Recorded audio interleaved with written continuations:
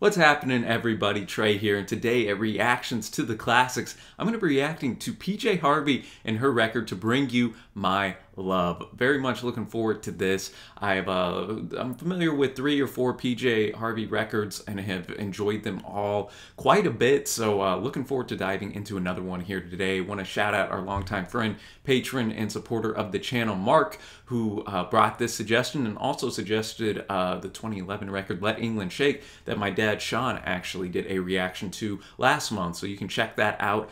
We have a few different PJ Harvey featured videos up here on the channel, so looking forward to diving into this, man. Thanks, Mark, and enough talk. Let's just get into the quick facts of this album, man. It was the 3rd studio record recorded after the breakup of the PJ Harvey trio, and so this is kind of her first proper solo record, if you will, and the songs are very heavily influenced by American blues. Debuted at 40 in the US, 12 in the UK, and went on to sell about 1 million copies. Harvey co-produced this with Flood and John Parrish. To Bring You My Love would be the first of her many collaborations with Flood and Parrish. It is considered by many to be her breakthrough, garnered a lot of critical acclaim worldwide, and became her best-selling album at the time. She herself played guitar, keyboards, vibes, and bells on the record. Many of the songs on this employ biblical imagery such as heaven, God, and Jesus. Harvey, however, is not a religious person. She wasn't baptized and did not attend church as a kid. She spoke of her use of religious imagery by saying, quote,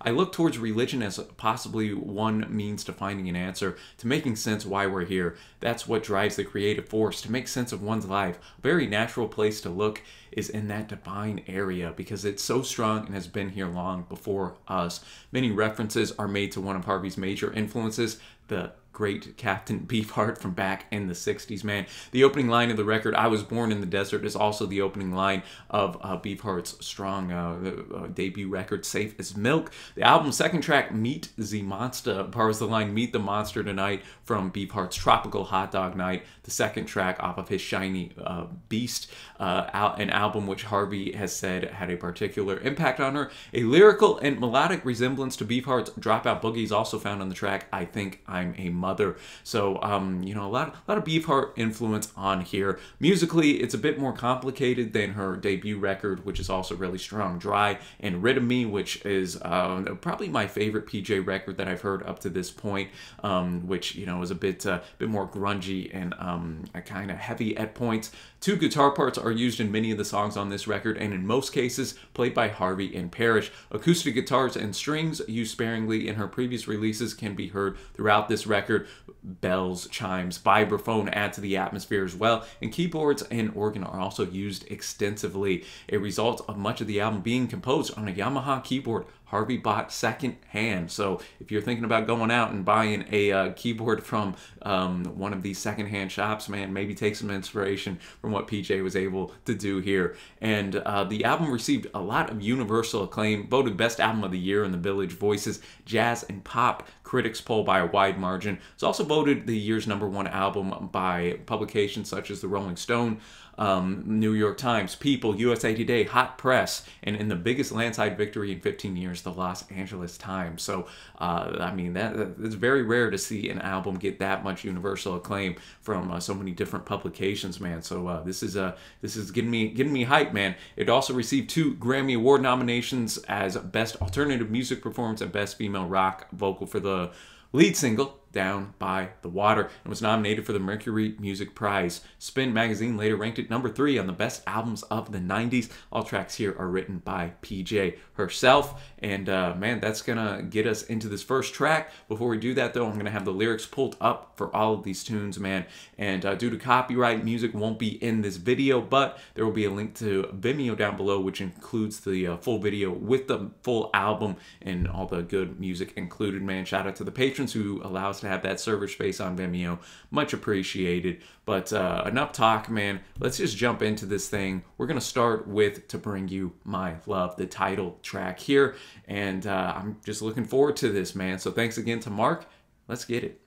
All right, the title track kicking us off here, the longest song on this record as well, To Bring You My Love. A lot to enjoy about this one, man.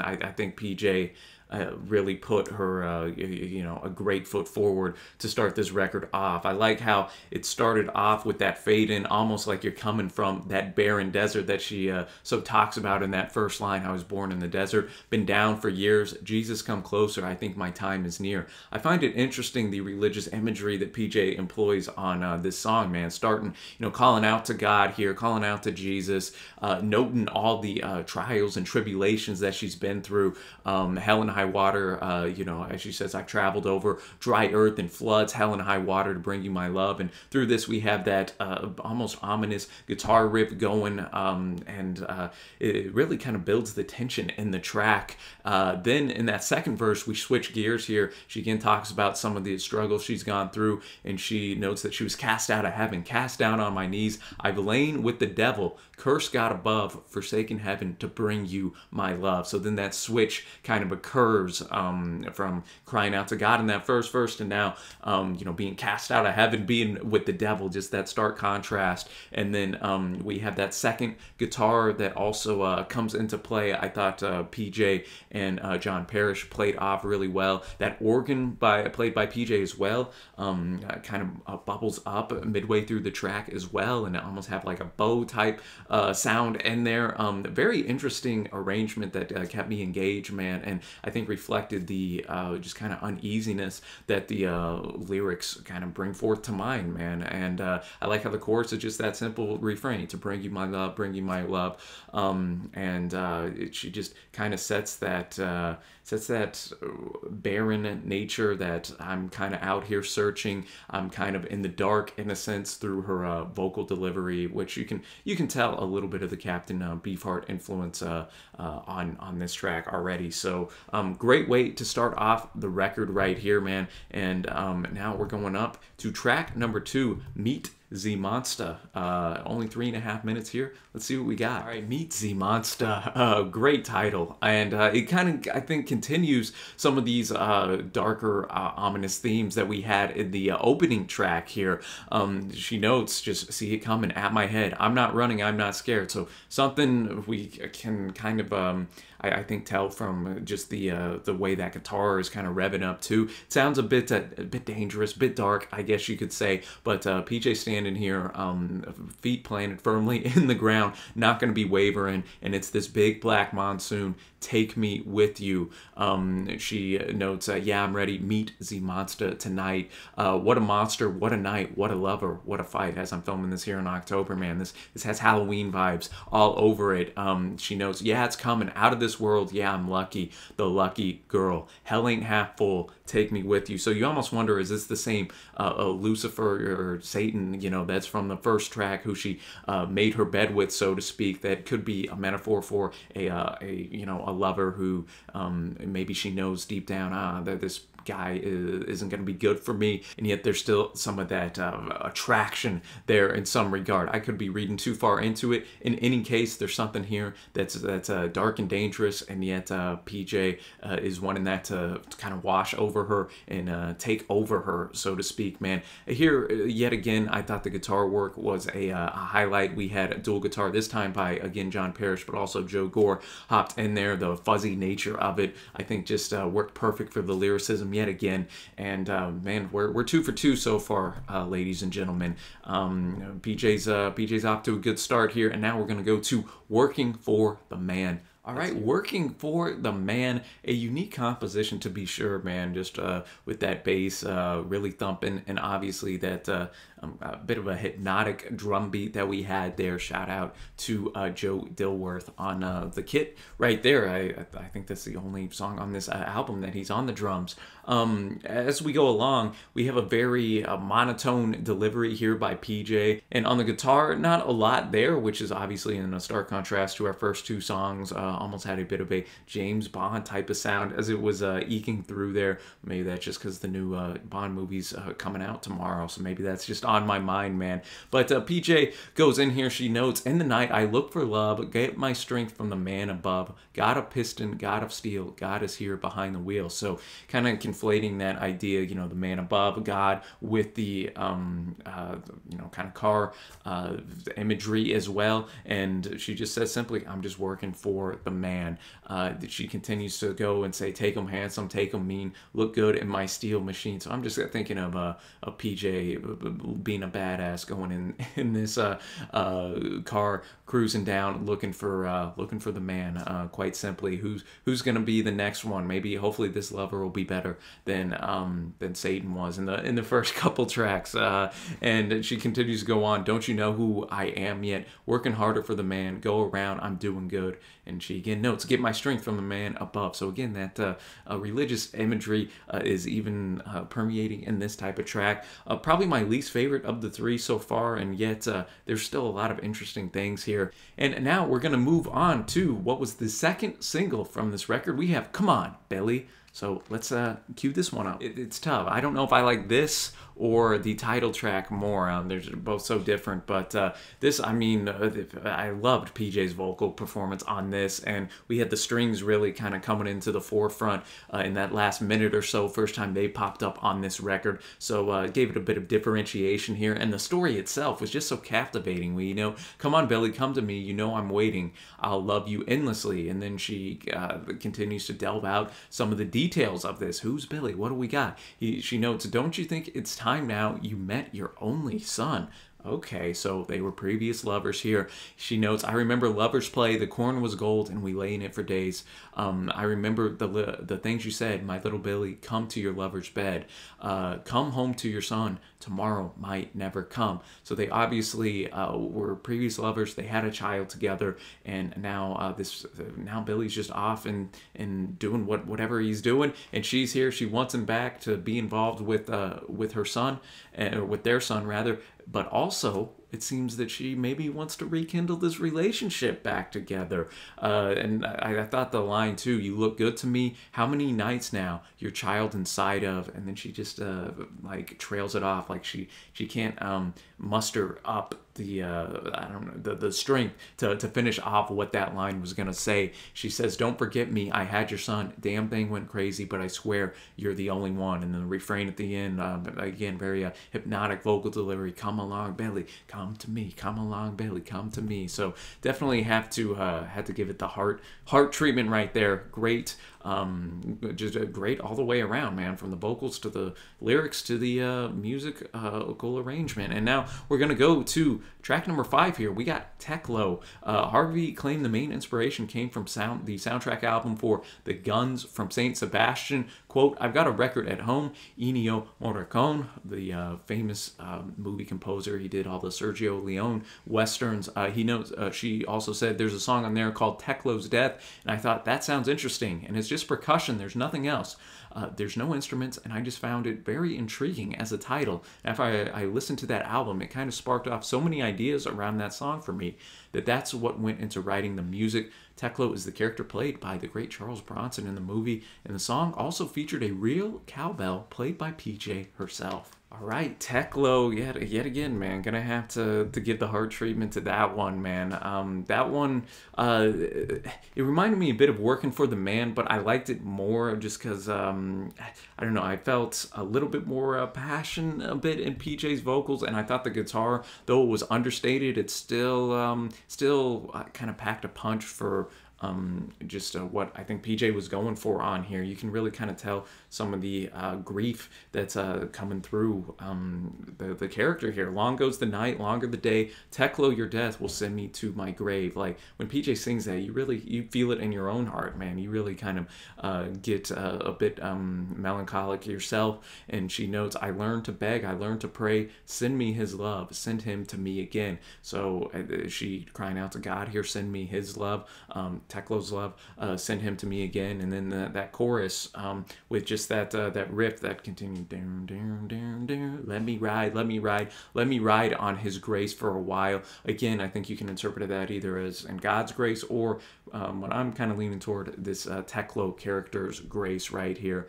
I just thought it was a song too that's 5 minutes long, and yet it went by quite quick, which is interesting because there's not a lot of like progression in this song musically. and yet somehow it's just so good that it all works out, man. So another great jam right there. And now we're gonna go to Long Snake Moan. So let's the title's got me intrigued. Let's see what we got. Right, Long Snake Moan. PJ just keeps the hits coming here, man. I guess I'll start musically. I thought, again, we had that dual guitar work. PJ's actually not on the axe this time, but we also had Mick Harvey on bass of Nick Cave and the Bad Seeds fame, and he's linked up with PJ throughout her career as well. So you kind of blend all that together. You get a very noisy and yet very intricate type of musical arrangement here. And I'm going to be a broken record. I think yet again the musical arrangement here just fit the lyrical content so well. One of my favorite PJ vocal deliveries is on this track right here. It's just a unique blend of blues and just alternative rock, noise rock, all kind of coming together in one here. And she starts off with some great imagery. Dunk you under deep salt water, bring me lover, all your power, I'll be no hell, out of your spell, over under, die of pleasure. So you got that whole dunking thing, the spell. You almost got to conjure up the images of like a witch, which kind of comes to later where she says it's my voodoo working, which I thought was great. And the chorus, probably my favorite up to this point. You ought to hear my long snake, and then she waits, kind of builds it up, and then just screams out with everything she's got, moan, and you ought to see me from my throne. I thought that was great. Also, in my dreaming, you'll be drowning, hell's low, God above, all drunk on my love. So here it's like she's getting all that power, and she's kind of letting people know you better not mess with me. That's kind of what I'm getting from this, and I really thought the whole raise me up, Lord, call me Lazarus, hey Lord, heal me, make ready my veil was yet again another great use of the kind of biblical allusions in here. So really strong song here. Now we're going to the most famous song off here, Down by the Water. And this was the lead single, went to 38 in the UK, and as I mentioned before, nominated for a Grammy. The refrain was based off of Leadbelly's rendition of the traditional American folk song Salty Dog Blues, and it derives elements from blues and electronica, the latter due to a notable use of a synthesized organ. The song was Harvey's mainstream breakthrough here in the States, where the song reached #2 on the modern rock charts, making it her highest charting single in the US, and received extensive rotation on MTV as well as college radio stations. The song's lyrics tell the story of a woman committing filicide. The woman drowns her daughter down by the water and won't see her again. All right, man. With PJ, it's not usually going to be light affair. So let's see what we got. All right, Down by the Water. Wow, what a subject matter to become your first major hit here in the States, man. A very obviously intense lyrical track right here, man. And musically, I just thought the use of that synthesized organ, the fuzzy nature of the guitar work, again, we had the string section coming here. Whenever you look at that on paper, you're like, how is that gonna all mesh together? And yet somehow it all does in a very way that's a bit catchy in a sense here, and just works yet again so well. And I thought the cadence that PJ uses too was a really strong vocally, like I lost my heart under the bridge to that little girl, so much to me. So you kind of in that first verse get introduced like, okay, something's not right here. And then we have the backing vocals, like that call and response, that blue-eyed girl, she said no more, and she continues to kind of build this up. She says, down by the water, I took her hand just like my daughter, won't see her again. And again, we have the religious, she's crying out to Jesus, help me through this storm. She notes, I heard her holler, heard her moan, my lovely daughter, I took her home. Just a gut punch right there, man. And then we get that inspiration from the Salty Dog Blues, little fish, big fish, swimming in the water, come back here, man, give me my daughter. And it's almost like this woman's just at a breaking point because PJ's here just whispering those lines at the end. Yet again, I can see why this was such an acclaimed tune.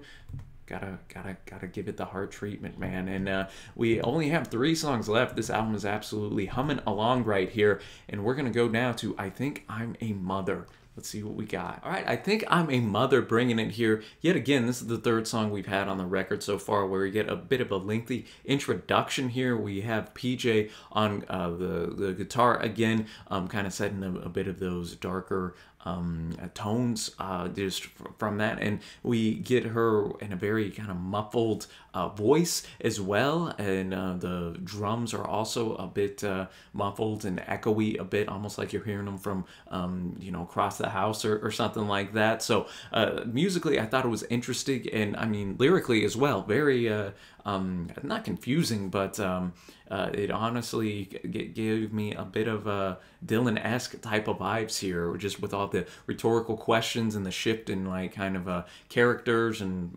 perspective and whatnot. She notes, you think you'll come over? I'll give you my number. You love her, support her, then give me your mother. So that's just a bit puzzling right off the gate. Give me your mother. What is this? You come take me home and take me to your doctor. Then she says at the end, I think I'm a mother. And later on in the second verse, she says, and man, if I love her, I'll keep her. I better just keep her, talking about the mother here. And then we get the quote, come on and support her. I said to that mother, she said, you come over. She said, she's a voter. I love her. I kept her. So again, kind of tying back to that second verse where she says, oh, if I love this mother, I'll keep her. Well, she obviously does. But then she just left, and alone I implore ya, I think I'm a mother. So now PJ, it seems she was just wanting some of this motherly type of love and affection, and at the end of the day, it doesn't seem like she got it, unfortunately. And she notes that in the outro, need you mother more than ever, need you mother. Not gonna end up being like a favorite for me, but I respect the creativity of this one, and this is one I think you can really kind of pinpoint that Captain Beefheart inspiration. So we got 2 songs left, and we got Send His Love to Me. Wow, what an absolute jam that was, man. Send His Love to Me. Yet again, I'll start instrumentally. I thought the use of the strings here were beautiful. The acoustic guitar that just kind of propelled the song forward was a highlight, as well as that Hammond organ. We had Mick Harvey on organ in addition to PJ here. So I thought that was really well done. Great vocal performance here by PJ. You could tell the pain in her voice yet again. I love when artists are able to convey those emotions to us as the listener here, and kind of bring us into their process and to their heart and soul, man, and to feel that. And lyrically, we had this woman whose lover left her here, and she notes that he turned to me, his lady, and said, lover, wait. And so she's calling out, calling Jesus, please send his love to me. She wants this man back in her life, people. And she, again, continues to build some fantastic imagery here. Wind and rain, they haunt me. Look to the north and pray. Send me, please, his kisses. Send them home today.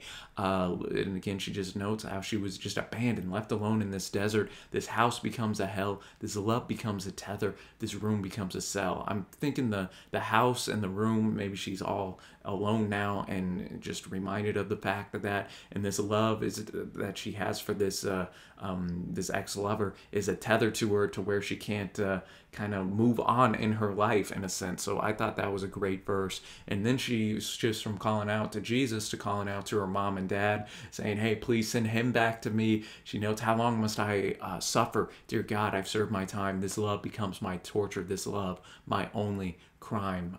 Very vulnerable right here in this song, and man, this might be my favorite actually on the record up to this point. And so wow, great song right there. And we're gonna finish this off with The Dancer. Afterwards, ladies and gentlemen, I'll drop my favorite tracks and overall score to this fantastic album. All right, The Dancer, yet another one I got a heart, man. A fantastic closer to this wonderful record, man. I think, again, we kind of have a lot of the themes that have been out this whole album, kind of love and relationships, and kind of those religious imagery. They come to a head in a beautiful way here, describing this savior, in a sense, this man coming in, and she's noting he came riding fast like a phoenix out of fire flames. He came dressed in black with a cross bearing my name. He came bathed in light and splendor and glory. I can't believe what the Lord has finally sent me. So almost this Messiah, if you will, coming to you know, love her and you know, help her out in a way. And then this man says some stuff to her. He said, laugh a while, I can make your heart feel. He said, fly with me, touch the face of the true God, and then cry with joy at the depth of my love. And then we have back to her perspective in the chorus, saying, I prayed for days, prayed for nights, for the Lord just to send me home some sign. I've looked long, I've looked far to bring peace to my black and empty heart. PJ's just got a wonderful way of being able to, I think, bring these grand ideas down into something that's a bit more bite-sized and manageable and just makes sense. I like that, bring peace to my black and empty heart. Through all this, you have the organ again bubbling up. I think, again, adding to almost that gospel, religious type of a feel that this whole song had. And she continues to just note how much she loves him and how long she will love this. And she says, I love him longer as each damn day goes. The man is gone and heaven only knows. So that last line, he's now gone and out of here. And now she might be looking for him or somebody else to bring peace to her black and empty heart, man. Lovely, lovely way to end this album off, which I guess will now be a great transition into my favorite tracks, ladies and gentlemen. Just going from the top down, not in any particular order. Got to go the title track. What a way to kick it off. I thought it was a bold and nice creative decision to just go with the longest tune on the record, starting us off, kind of set the tone for what followed. I'd also have to go Come On Billy. I thought that was fantastic. Long Snake Moan really packed a punch, man. Really kind of went into that bluesy inspiration there, and loved especially her vocals in that chorus right there. Down by the Water was a bit haunting, and then Send His Love to Me and The Dancer, that 1-2 punch really closed us off on an incredibly high note, which now takes me to my overall thoughts on the record and overall score. I was yet again really impressed by this. I haven't listened to a PJ Harvey album yet that I didn't think was good, or honestly I could probably up that to great. I mean, she's just such a talented individual, and I'm so glad that so many of you have suggested her music. I hadn't heard any of her songs before making this channel, and then I think somebody suggested one of her, I think it actually was Mark, who many months ago did Stories from the City, Stories from the Sea, and suggested that for a reaction, and that was my first introduction. I was like, PJ Harvey, man, this gal can absolutely rock, man. And going in my free time through some of her other works has just been a real treat, and this has been no different.